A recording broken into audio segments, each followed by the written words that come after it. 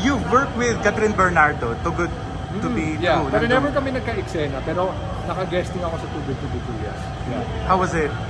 Well, Catherine is super nice. Naalala ko dumadaan siya sa hallway. Eh ano lang naman ako din parang dumaan lang yung character ko na. Pero may mga magagandang scenes with Isabel Dace, naalala ko. Yes. So, for me, wow, Katniel Soap, get to work and be in the same Diba? project Parang- with Katniel. Ang ka-eksena ko, Isabel Daza. So, no question.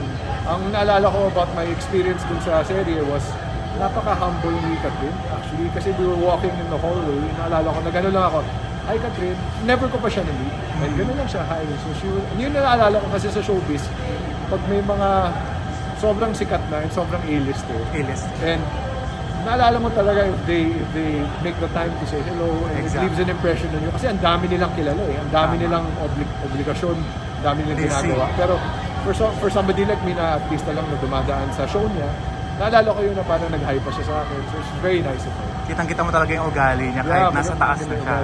How about Alden? Have you worked with him? Sa GMA days, way back si Alden. Oh, how was it? Hindi ko maalala, pero very good. Actually si Alden, naalala ko, nung pumasok ako sa GMA, nag 8 years, 9 years, this was before Aldab. Era. Mundo mo'y akin or Louis Alden pa. Oo, before Yeah. pa. And I remember just being so happy for him nung nag-blow up in Aldab. And then, naging sobrang leading man na siya ng bayan. And then now, I'm just super happy for him with the opportunities he's getting, with the roles he's getting, playing leading man roles, hosting, Lahat. Miss Philippines there. Miss Universe. Miss Universe.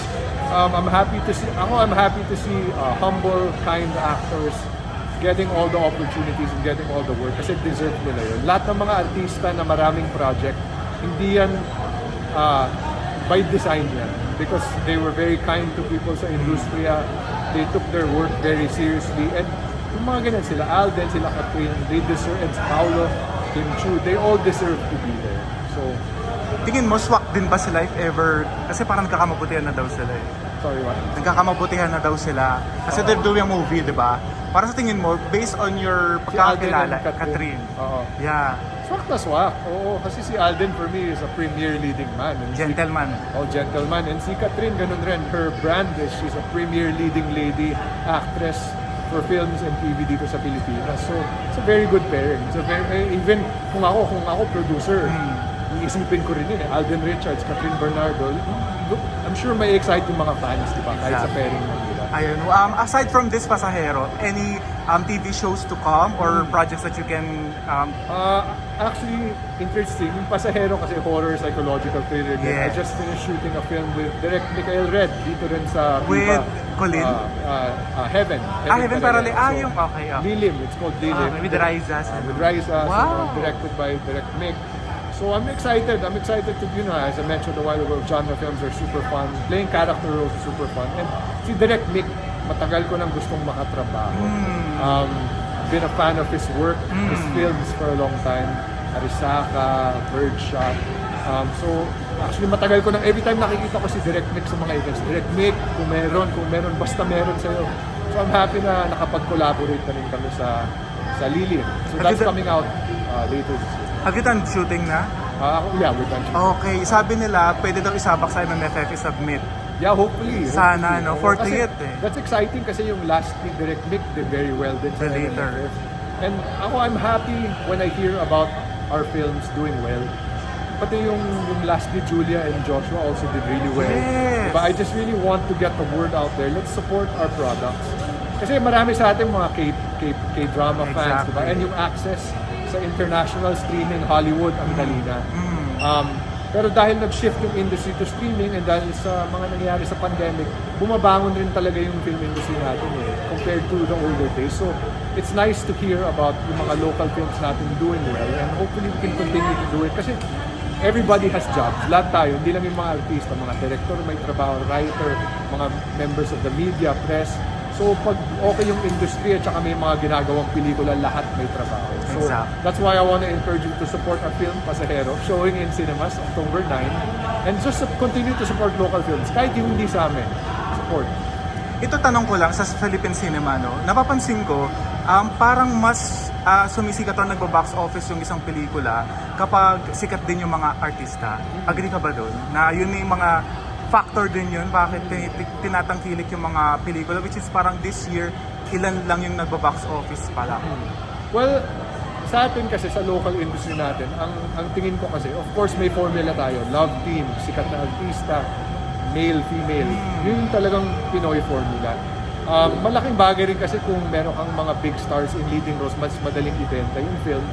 Pero minsan, kung malakas yung script at saka malakas yung mga artista na nagsusupport, ano rin, nai-enjoy rin ng mga manonood eh. So ano rin talaga siya, ang pelikula, ano rin siya, hindi siya exact science eh. May mga hits din tayo na like General Luna, di ba si John Arcilla, that was his considered big commercial break. Kita-kita, di ba?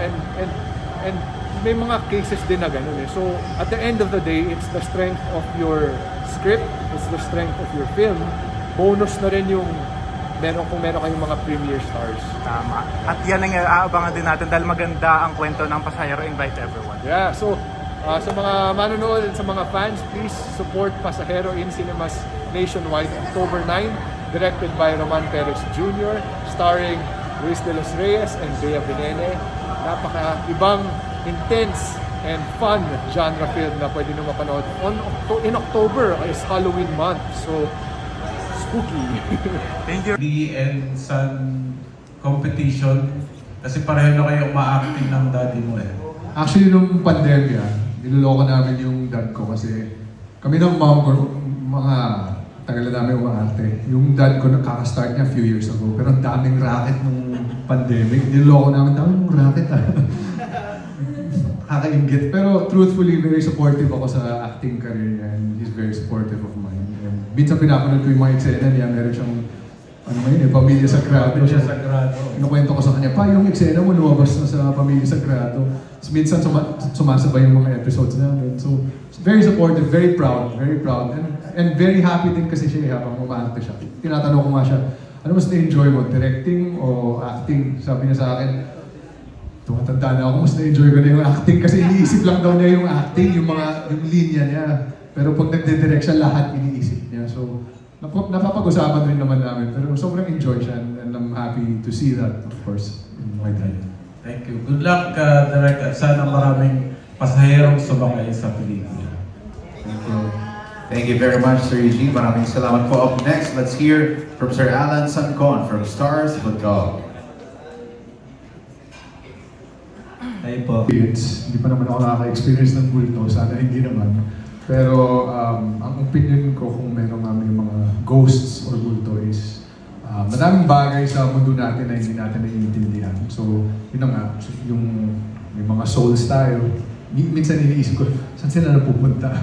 So, only because of that, baka nga meron. Pero sana hindi naman tayo maka-experience ng multo. Pero sa pelikula, a ghost can also mean something from a person's past or something na they are guilty about or they've done wrong. So, yun lang, yun ang masasabi ko. Naniniwala, pero sana hindi makakita.